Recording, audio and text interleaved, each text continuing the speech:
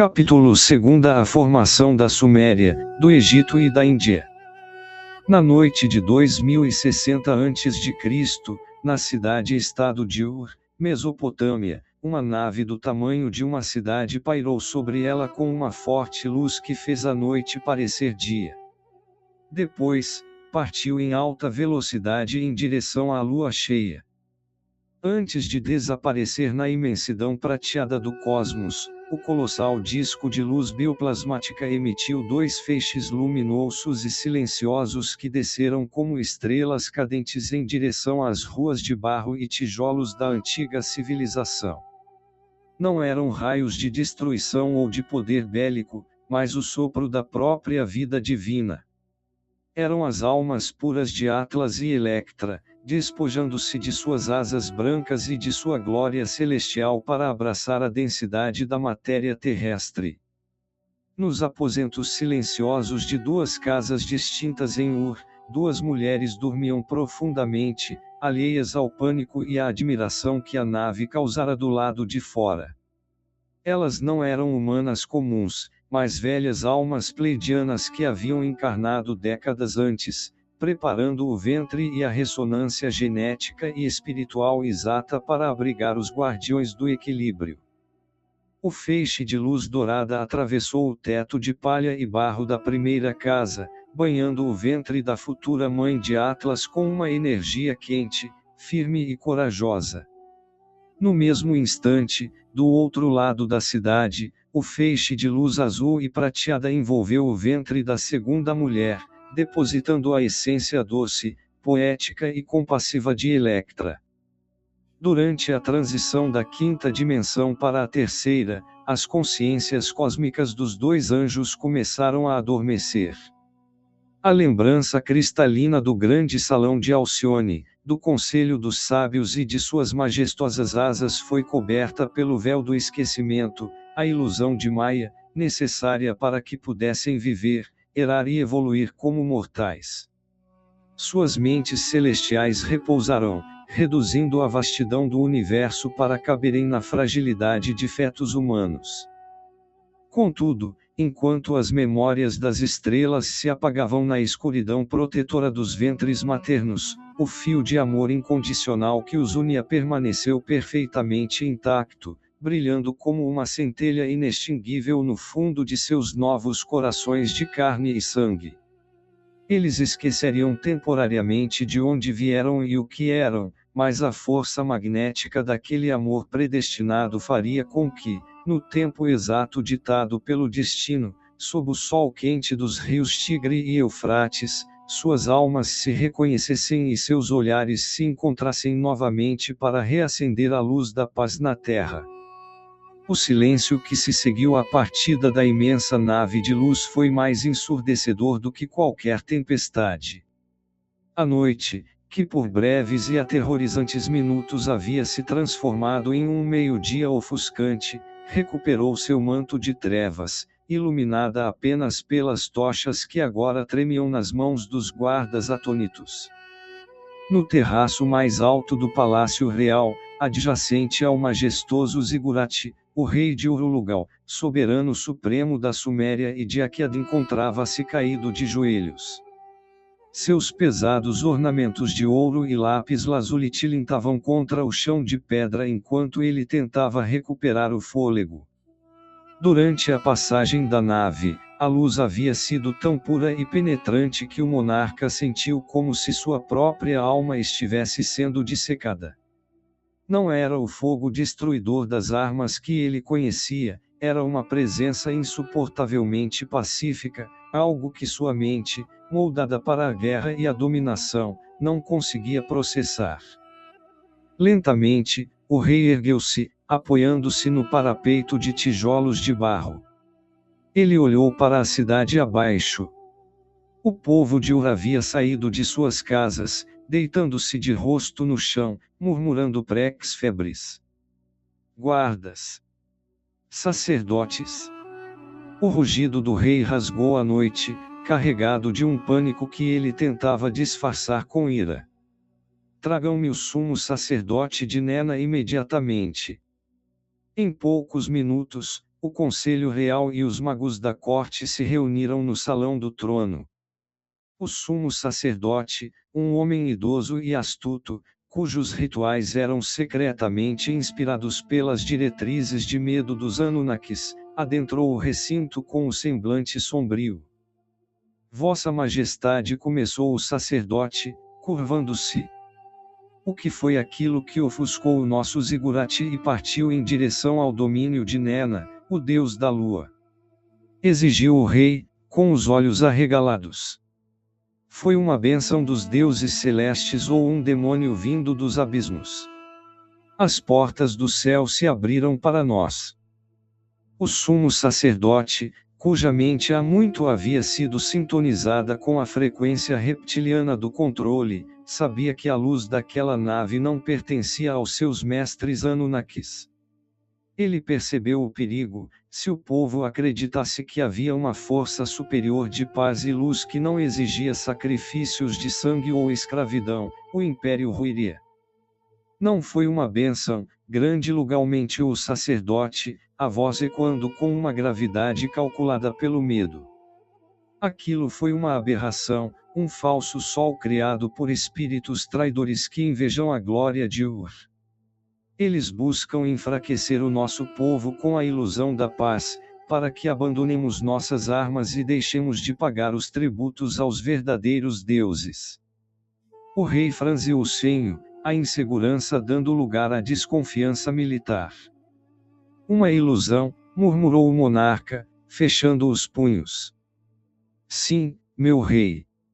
Os verdadeiros deuses do céu exigem ordem, trabalho e sacrifício. Essa luz branca e silenciosa é um presságio de fraqueza. Os deuses nos testam. Se o povo se deslumbrar com essa falsa luz, os senhores celestes enviarão a peste e a guerra para nos punir. O rei de Ur endireitou sua postura, deixando que o ego e o medo ditassem suas ações, exatamente como o comandante Anunnaki havia previsto nas estrelas. Então que se faça a vontade dos nossos deuses ceiveiros, declarou o rei, batendo seu cetro no chão de pedra. Dobre a guarda nos portões da cidade. Exija que os escribas aumentem os impostos e as oferendas de grãos para o templo a partir de amanhã. Que nenhum homem ou mulher de Urus falar sobre a luz desta noite como algo divino. Quem sussurrar preces para a nave prateada será julgado como traidor do Estado e de Nena. Enquanto os decretos de opressão eram redigidos pelos escribas sob a luz fraca das lamparinas a óleo, o rei de Ur acreditava estar mantendo o controle de seu mundo.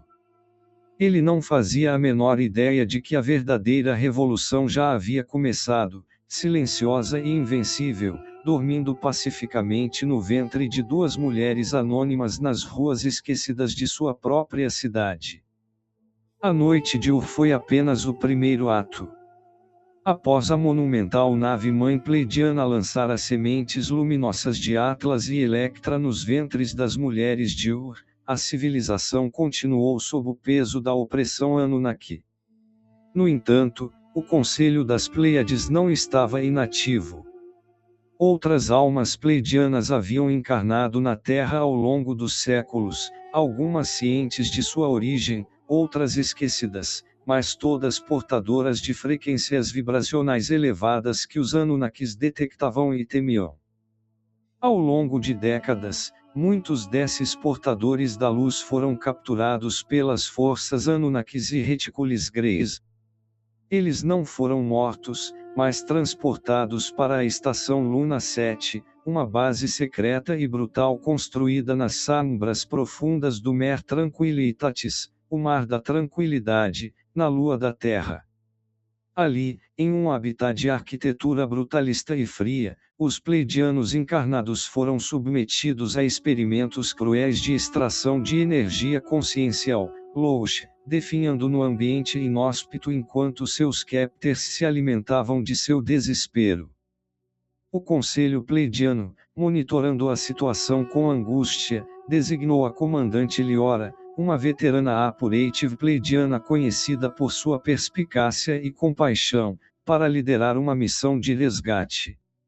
Sua nave, a Astraea, era um ápice da tecnologia de infiltração, uma nave bioplasmática de tamanho médio, capaz de se camuflar perfeitamente e vibrar em frequências quase invisíveis. Enquanto o Conselho organizava uma distração cósmica, um alinhamento planetário menor na órbita de Júpiter que desviou a atenção dos principais sensores Anunnakis, a Astraea desceu sobre a superfície lunar. A Astraea pousou silenciosamente no solo cinzento e poeirento da Lua, a apenas alguns quilômetros da brutal base Anunnaki. A imensa nave pleidiana era um farol de beleza no ambiente desolado, com sua estrutura cristalina e iridescente emitindo um brilho suave e pulsante de azul, dourado e turquesa. A Terra, um mármore vibrante de azul e branco, dominava o céu escuro e estrelado acima, lançando uma luz suave, o brilho da Terra, sobre a cena. O habitat Anunnaki era uma cicatriz escura na paisagem lunar, feito de metal negro e rocha bruta. Ao redor de suas entradas, guardas Anunnakis em armaduras negras pesadas e brutalistas, com vaisars espetados, patrulhavam agressivamente. A comandante Liora, envolta em uma aura de luz protetora e invisível, liderou sua equipe de elite por túneis secundários desativados da base. Usando dispositivos de anulação de energia não letais, eles neutralizaram os sistemas de segurança e os poucos guardas que encontraram. Ao chegarem às celas, o contraste era de partir o coração. Dezenas de pleidianos encarnados, parecendo humanos frágeis vestindo trajes simples de Ur, estavam acorrentados em compartimentos escuros e frios. Liora e sua equipe moveram-se com eficiência amorosa. Eles libertaram os prisioneiros, sustentando os mais fracos. O grupo começou a caminhada final em direção à superfície. Ao saírem para o vácuo gelado da Lua, a emoção tomou conta dos resgatados. Pela primeira vez em anos, eles viram a Terra, o planeta onde viveram e sofreram, não como uma prisão, mas como uma joia azul distante. Mas o maior choque foi a visão da Astraea. Seus olhos mortais, mesmo enfraquecidos, reconheceram a ressonância da luz pleidiana. Muitos caíram de joelhos, não em adoração, mas em alívio e lembrança. Não se esqueçam da luz que vocês são. A voz telepática de Liora ecoou nas mentes de todos. Vocês são as estrelas da manhã da Terra, e estamos levando vocês para casa. Um elevador cristalino e luminoso desceu da Astraea, conectando-se ao solo lunar. Liora e sua equipe guiaram o grupo de resgatados para cima. Do habitat Anunnaki, alarmes vermelhos e estridentes começaram a soar. Vários guardas de pele verde surgiram nas entradas, gritando com fúria impotente enquanto viam suas baterias de energia escaparem. Eles ergueram armas de energia, mas o escudo de amor e paz que envolvia o elevador pleidiano simplesmente absorveu e anulou os disparos. Com todos os resgatados a bordo, a Astraea fechou suas comportas. A nave-mãe bioplasmática acendeu seus motores em um flash de luz branca cegante e, em um segundo, desapareceu em um túnel de espaço-tempo, deixando para trás apenas a poeira lunar flutuando e a frota Anunnaki, paralisada em sua própria derrota humilhante, enquanto a Terra continuava sua órbita silenciosa, abrigando, sem saber, as sementes de uma futura libertação. O céu de Nibiru era uma abóbada perpétua de nuvens de ferrugem e fumaça vulcânica, um mundo cuja atmosfera pesada refletia a densidade moral de seus habitantes. Mas, naquele dia, a escuridão contínua foi subitamente rasgada. Uma gigantesca nave-mãe pleidiana, radiante como um sol de plasma cristalino, posicionou-se na órbita baixa do planeta.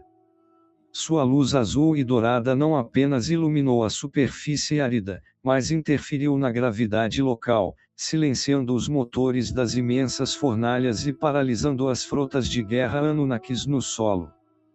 Era uma frequência de paz tão alta e impositiva que a maquinaria bélica, baseada na tensão e no medo, simplesmente entrou em colapso.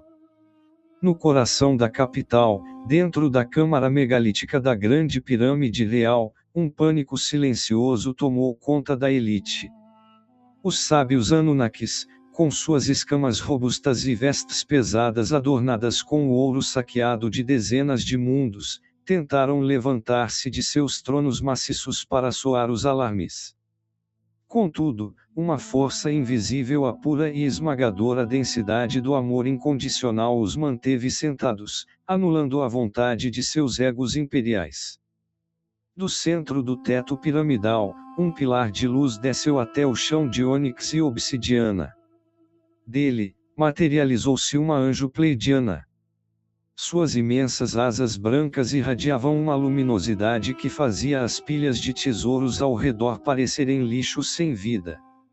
Seus olhos, serenos mas implacáveis, varreram a sala, fixando-se no conselho dos sábios. Vocês constroem impérios sobre a exaustão alheia, acreditando que a força bruta dita as regras do cosmos. A voz dela ressoou, não no ar, mas diretamente nas mentes reptilianas, soando como um julgamento final lavrado nas cortes superiores do universo. Olhem para este ouro que os cerca. Vocês oprimem mundos e impõem um tributo injusto de dor e suor para acumular um metal que, para a fonte criadora, não passa de poeira estelar. A verdadeira miséria de vocês não é material, é espiritual. A anjo caminhou a passos lentos e majestosos, sua luz dissipando as sombras milenares cravadas nas paredes da pirâmide. Pior do que a pilhagem das riquezas do solo, é a exploração do labor forçado e o roubo da essência vital, continuou ela, com uma tristeza severa no olhar. Vocês traficam carne humana e se alimentam do terror daqueles que são, por direito natural e cósmico, livres. Essa exploração sombria é uma violação direta das leis primordiais que regem a evolução. Ao acorrentarem a humanidade como servos, vocês apenas aprisionarão a si mesmos na cela mais escura da ignorância cósmica. Ela parou no centro do salão, abrindo as asas em toda a sua glória e autoridade, emanando uma onda de choque de luz pura. Ouçam bem, pois este é um decreto irrevogável da Confederação das Pleiades, e não cabe recurso a esta intimação cósmica. O tráfico interestelar de ouro terrestre e a abominação da colheita de carne humana terminam neste exato ciclo. Retirem suas operações de escravidão do sistema solar e libertem os cativos imediatamente. O líder dos sábios rosnou, forçando suas cordas vocais contra a energia que os silenciava, tentando articular uma ameaça de aniquilação mútua, mas a anjo ergueu uma das mãos. Não haverá guerra, pois a luz não desce à frequência da destruição para provar o seu poder. Mas se recusarem a cumprir esta lei maior, a nossa frota erguerá uma barreira de quarentena quântica ao redor de Nibiru. Vossas naves não conseguirão dobrar o espaço, vossos motores de antimatéria não acenderão, e todos os seus portais dimensionais se fecharão. Vocês ficarão isolados e retidos aqui, consumindo-se na própria ganância até que aprendam a lei suprema do amor, ou até que a grande roda do tempo apague seus nomes da memória das estrelas. A sentença está dada e a escolha é de vocês. Com um último olhar que mesclava infinita compaixão e absoluta firmeza, a anjo dissipou-se em uma névoa de partículas reluzentes, subindo pelo mesmo feixe de luz de volta à nave-mãe. No céu de Nibiru, o grande sol azul partiu em uma velocidade inimaginável, rasgando o tecido do espaço. A sala da pirâmide real mergulhou novamente em suas sombras vermelhas e opressivas. Porém, enquanto o silêncio retornava, os sábios Anunnakis olharam para as próprias mãos e para os tronos onde sentavam. Pela primeira vez em éons, o ouro lhes pareceu gelado e sem valor, e o império que acreditavam ser imortal provou o gosto amargo e aterrorizante de sua própria pequenez. 20 anos depois, no rio Eufrates de Ur, Laon aproximou-se de Larama com uma flor na mão e lhe disse: Vi muitas coisas belas neste mundo enquanto acordado e em sonhos, mas nem mesmo a união das belezas deste universo e de meus sonhos pode se comparar com apenas uma pequena fração da beleza que emana de teu espírito e corpo cheios de luz e encanto. Por favor, aceite esta flor que lhe dou com o coração cheio de amor. Obrigada, ela é linda. Você é real ou é um sonho? Eu sou um sonho, pois somente um sonho poderia ser tão real como eu sou. Eu sou tantas coisas que eu precisaria de todas as montanhas da Terra e dos outros planetas do Sistema Solar para escrever nelas o que realmente sou. Laon sorriu, com os olhos fixos nela, sentindo uma familiaridade inexplicável que parecia transcender as barreiras do tempo e da frágil memória humana. As águas serenas do Eufrates, que banhavam as margens de Ur, pareciam silenciar diante da grandiosidade silenciosa daquele encontro. Se você é um sonho, Larama, respondeu ele, a voz suave, mas carregada de uma força ancestral e devota, então eu suplico às estrelas da noite e aos ventos do deserto para que eu jamais desperte. Pois a realidade desperta, sem a luz da sua presença, seria o mais sombrio e vazio dos pesadelos. Ela abaixou o olhar para a flor, girando-a delicadamente entre os dedos, sentindo a textura das pétalas como quem toca um milagre frágil. Quando voltou a encará-lo, havia em seus olhos um brilho insondável, uma centelha de sabedoria cósmica que a densidade da carne e as leis da terra não conseguiam ocultar. Há um mistério imenso em nós, Laon, sussurrou ela, dando um passo em sua direção, guiada por uma força magnética irresistível. Quando piso na terra de barro de Ur, sinto que não pertenço inteiramente a ela. Há uma saudade inexplicável pulsando no meu peito, uma lembrança difusa de céus que não têm fim, de salões de cristal e de uma luz pura que não queima, mas que apenas abraça.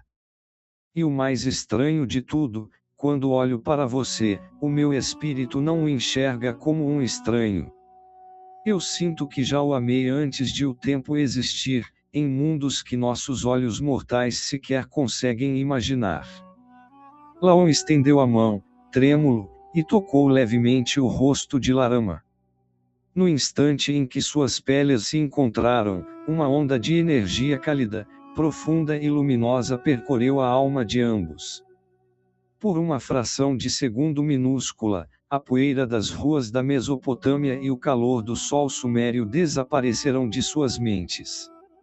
Em um clarão íntimo e silencioso, eles sentiram o leve farfalhar de imensas asas brancas nas costas e a vastidão pacífica de Alcione. A visão foi rapidamente varrida pelo véu do esquecimento terrestre, mas a certeza inabalável do amor permaneceu, ancorada em seus peitos. Eu não possuo a sabedoria para ler o que está escrito nas montanhas dos planetas que você mencionou, Larama, disse ele, com o coração batendo no exato mesmo compasso que o dela, mas eu sei ler a linguagem silenciosa do meu próprio espírito. E ele me diz, com todas as letras da criação, que fomos forjados da mesma matéria estelar. Sejamos nós seres reais pisando as margens do Eufrates ou sonhos sonhados pela mente de Deus, eu só tenho uma certeza nesta vida. Ele entrelaçou seus dedos nos dela, com uma ternura infinita. Eu cruzei oceanos de tempo, nasci e respirei o ar deste mundo, apenas para te encontrar novamente. Alguns dias depois de namoro, Larama foi morar com Laon na casa e oficina dele, onde ela também aprendeu a criar estátuas de pedra. A oficina de Laon, outrora silenciosa e preenchida apenas pelo som áspero do cinzel e do martelo contra a rocha, transformou-se rapidamente em um santuário de luz, calor e sussurros apaixonados. O pó fino da pedra calcárea e do alabastro dançava no ar, iluminado pelos grossos feixes de sol matinal que invadiam as janelas estreitas, criando uma atmosfera que parecia suspensa fora do tempo. Larama, com suas mãos delicadas e um olhar de profunda intuição, revelou um talento que ia muito além do aprendizado mecânico. Enquanto a maioria das mulheres de Ur passava os dias moendo grãos ou fiando lã sob a constante pressão dos cobradores de impostos do rei, ela estava ali, lado a lado com seu amado, moldando a própria fundação do mundo. Laon ficava frequentemente maravilhado, esquecendo-se do próprio trabalho para observá-la. Ele costumava se aproximar por trás dela, envolvendo suas mãos grandes e calejadas sobre as mãos macias de Larama, guiando a ferramenta com uma ternura infinita. A pedra não deve ser ferida pela força, minha amada, sussurrava ele, os lábios roçando os cabelos dela. A beleza já habita o interior da rocha. O nosso trabalho é apenas retirar o peso que a aprisiona, assim como este amor libertou a minha alma do peso de Ur. Larama sorria, recostando-se no peito dele, sentindo uma paz que nenhuma muralha daquela cidade violenta poderia oferecer. Contudo, o que mais fascinava e intrigava Laon não era a rapidez com que ela aprendia o ofício, mas o que as mãos dela insistiam em criar. Os artesãos da Mesopotâmia eram instruídos pelos sacerdotes a talhar figuras de poder e submissão, deuses reptilianos de olhares implacáveis, touros alados com rostos rudes e cenas de reis esmagando seus inimigos. Era a arte do medo ditada pelos Anunnakis. Mas a alma de Larama se recusava a reproduzir as trevas. Sob os dedos dela, a pedra bruta ganhava contornos de uma fluidez e leveza impossíveis. Em vez de monstros ou deuses coléricos, ela esculpia formas de uma simetria celestial. Rostos femininos e masculinos com olhos amendoados transbordando serenidade. Corpos esguios e perfeitos. Sem que ela mesma entendisse racionalmente o porquê, Larama começou a entalhar sulcos profundos nas costas de suas esculturas, de onde faziam brotar longas, majestosas e detalhadas asas de plumas de pedra. Num fim de tarde, com a oficina banhada pela luz alaranjada do poente, Laon parou e ficou em silêncio diante de uma das peças recém-terminadas por Larama. Uma estátua de proporções reais de uma mulher alada, cujo rosto irradiava uma paz absoluta e que mantinha os braços abertos num gesto de acolhimento incondicional.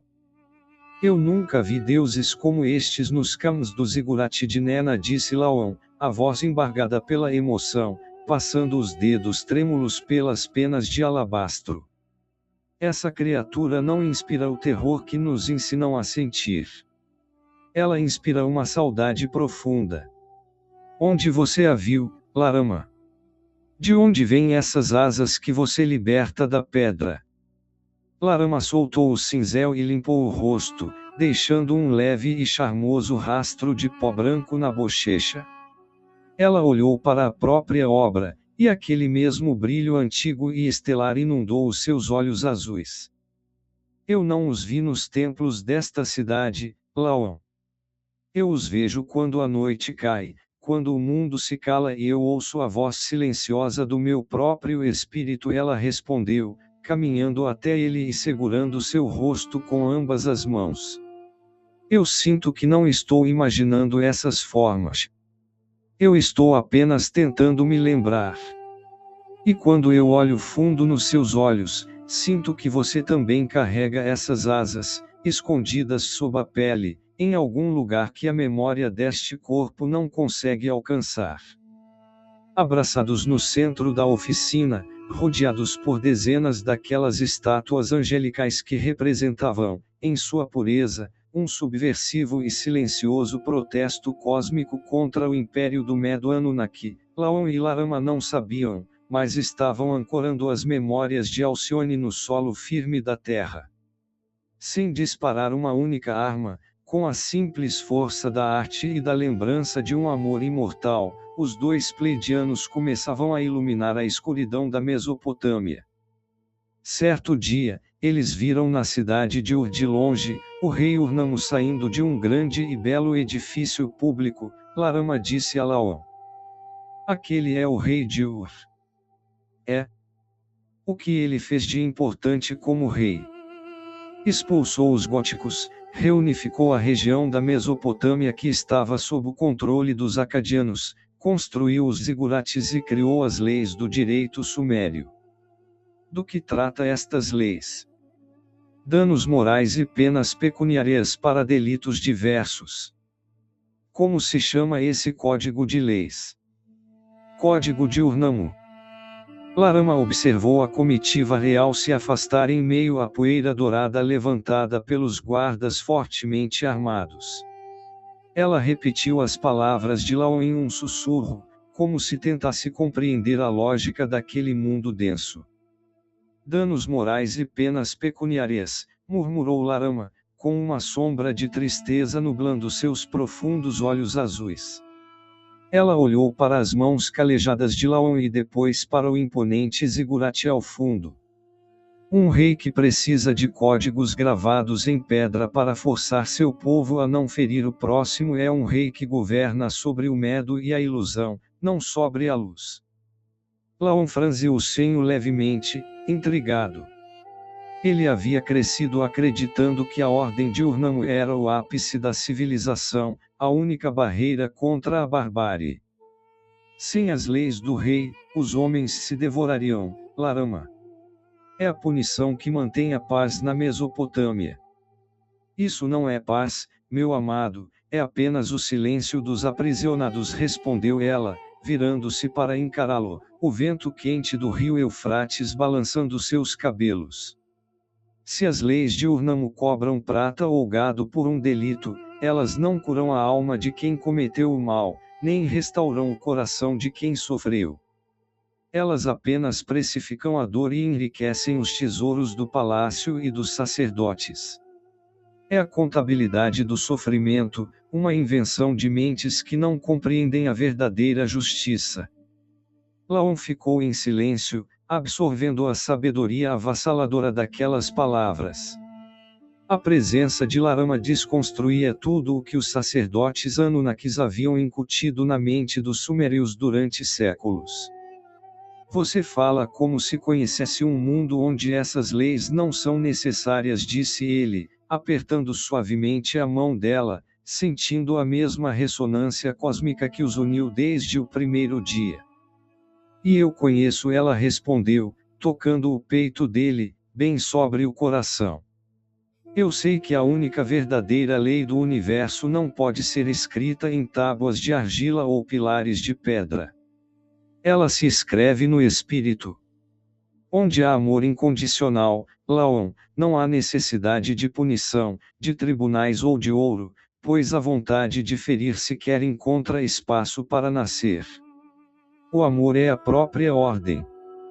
Laon olhou do rei Urnamo, agora distante e cercado por lanças e escudos, para o rosto sereno e angelical de Larama. A diferença entre os dois mundos era abismal.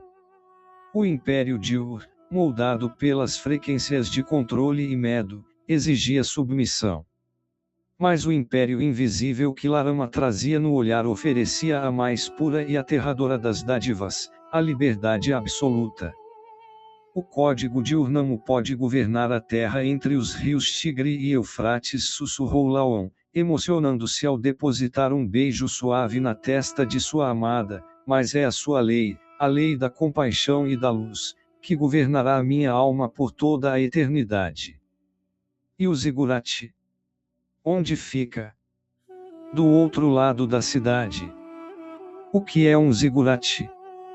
É um centro de adoração aos deuses Anunnaki. Eles adoram e louvam os deuses Anunnaki com amor, assim como meu coração adora e louva você. Nada nesta cidade maravilhosa cheia de rios e jardins pode se comparar com a beleza do teu rosto bonito sorrindo. Também não há no mundo inteiro uma mulher mais feliz do que eu. Eu te amo tanto que eu não te trocaria por nenhum rei ou deus. Depois de uma longa caminhada, eles chegaram ao zigurate de Ur.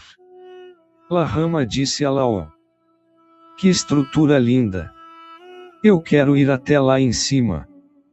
Lamento lhe dizer, meu amor, mas essa é a morada dos deuses e só é permitida a entrada dos sacerdotes. O que é aquilo brilhando no céu? É uma carruagem celestial de um deus Anunnaki. Foram esses deuses Anunnaki que criaram a nós humanos, não foi? Foi. Como foi isso? Há 450 mil anos atrás, 452 mil antes de Cristo, no planeta dos Anunnaki, Nibiru, um imenso buraco surgiu na camada de ozônio. Os sábios se reuniram na Assembleia dos Deuses e a solução para o problema do planeta deles era ouro em pó, mas não havia ouro suficiente em Nibiru. O rei Alalu mandou buscar ouro no espaço e os astronautas morreram num cinturão de asteroides onde estava o ouro. O rei Alalu perdeu o reino de Nibiru para um deus de uma descendência mais pura que a sua, chamado Aniu. Aniu derrotou Alalu em uma luta corpo a corpo e Alalu fugiu de Nibiru para salvar sua vida e encontrou a terra em sua fuga. Aqui ele descobriu muito ouro no mar e na terra e naves de Nibiru logo começaram a chegar à Mesopotâmia. Alalu lutou mais uma vez com Aniu aqui na terra, perdeu mais uma vez e foi condenado a morrer em Marte. O trabalho duro da extração do ouro da terra e do mar desagradou os deuses Anunnaki que diziam que eram astronautas e não mineiros. Para solucionar o conflito, eles resolveram criar um escravo para trabalhar para eles a partir do macaco misturado com o DNA deles e do ventre de duas deusas Anunnaki. Nasceu os primeiros humanos aqui na Mesopotâmia. Nós somos uma mistura bem-sucedida entre macacos e Anunnaki. Eles nos ensinaram a escrita, a astronomia, a astrologia e outros tipos de conhecimentos. Como eles são? São humanos gigantes com cabeças de lagartos. A presença deles impõe medo e respeito. Larama ficou em silêncio por um momento, observando a carruagem voadora desaparecer por trás das nuvens escuras que pairavam sobre o zigurate.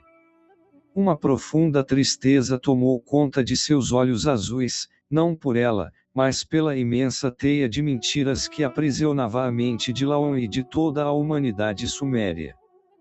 Medo e respeito, murmurou Larama, a voz carregada de uma compaixão antiga e silenciosa. Um criador que precisa impor o medo e a submissão para ser adorado não é um deus, meu amado.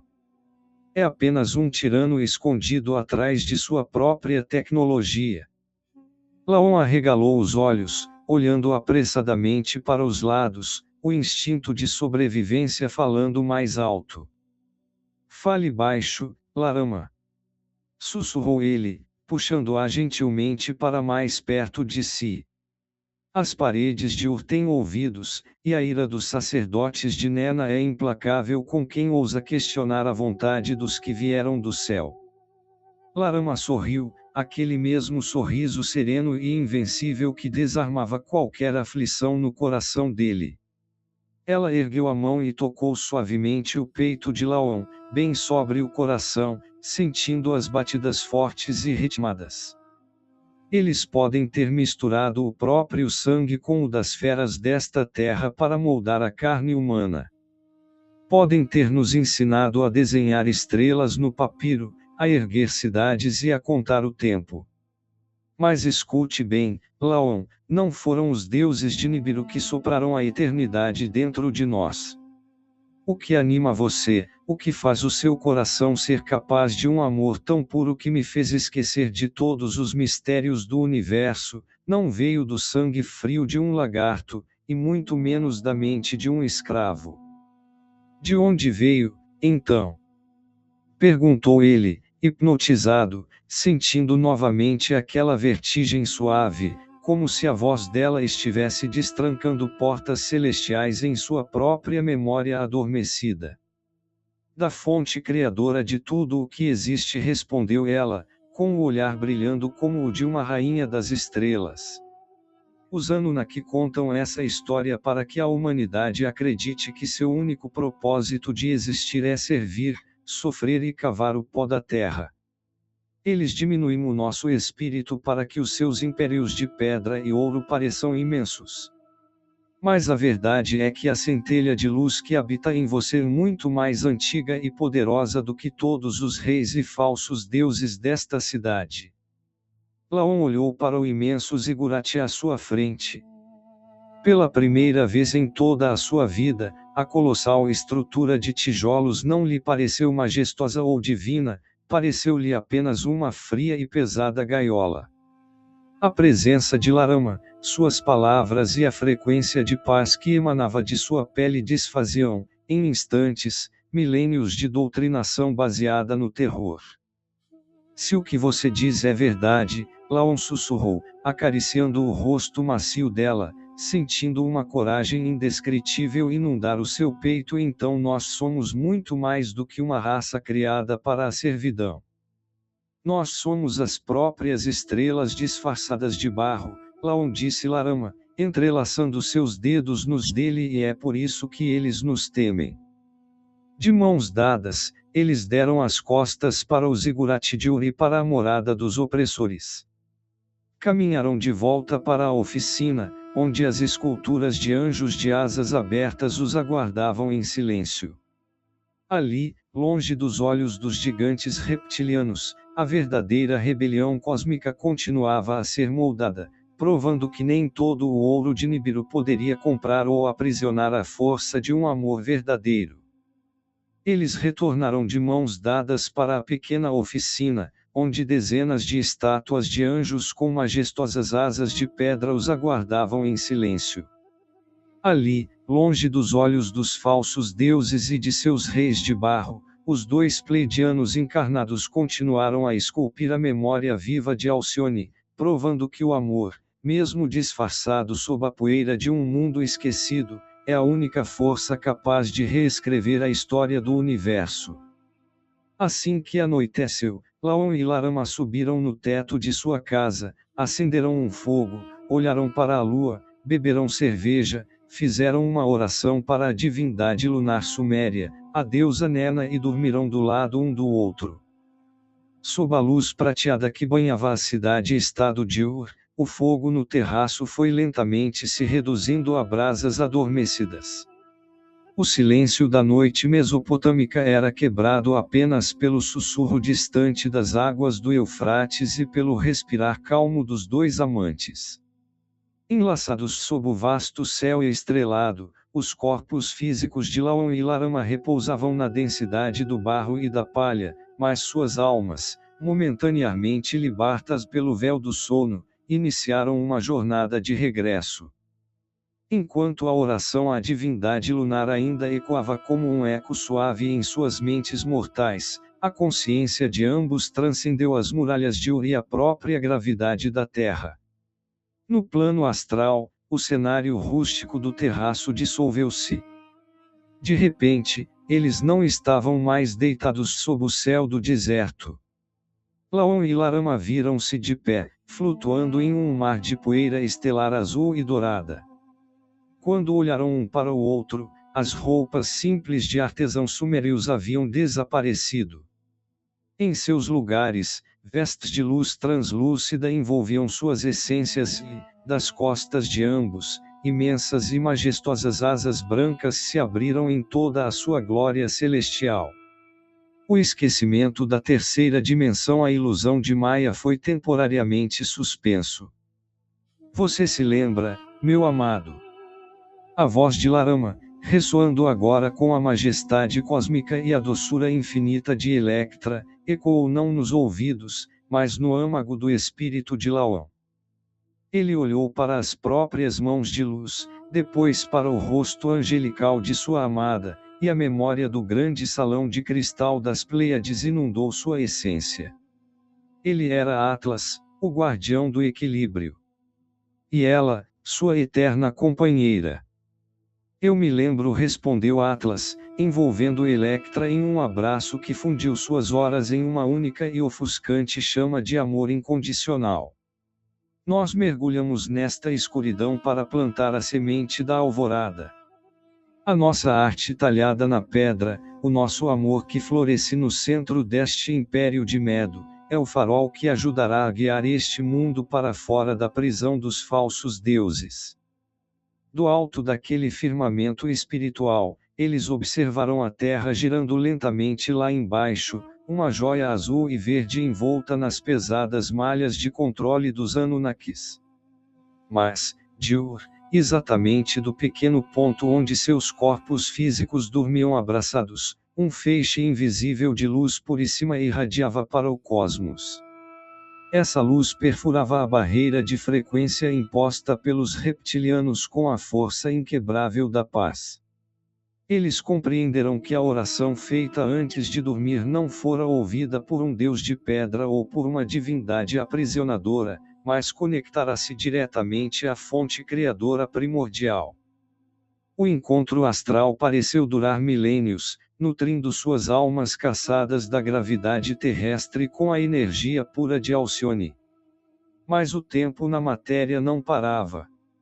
Aos poucos, o véu da noite cedeu espaço aos primeiros tons alaranjados do amanhecer, despontando no horizonte poeirento.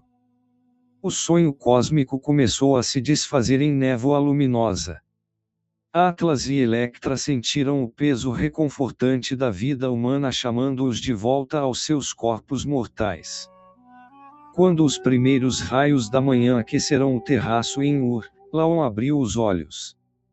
Larama já estava acordada, banhada pela luz do sol, observando-o com um sorriso profundo e familiar. Os detalhes exatos do sonho já se esvaíam de suas mentes racionais, escorrendo como areia fina por entre os dedos, mas a sensação de paz absoluta e de pertencimento eterno estava firmemente cravada em seus corações. Sem dizer uma palavra, Laon puxou Larama para o peito, beijando o topo de sua cabeça. Eles podiam ser apenas dois artesãos aos olhos do rei de Ur e de seus temíveis deuses celestes, mas ambos sabiam, com uma certeza inabalável, que o amor que partilhavam era a maior e mais silenciosa revolução que aquele mundo já havia testemunhado. Assim que amanheceu, Laon disse a Larama: Amor, acorde, o sol já vai nascer. Que maravilha ver o sol nascer! O que você está fazendo? Escrevendo Eu te amo neste tijolinho de argila. Daqui a pouco ele vai endurecer e virará uma lembrança que durará para sempre, assim como o meu amor por você. De todos os presentes que você me deu, este foi o que eu mais gostei e do qual nunca esquecerei. Vamos fazer a viagem a Uruk. Vamos. Se sairmos agora de Ur, chegaremos a Uruk antes do anoitecer.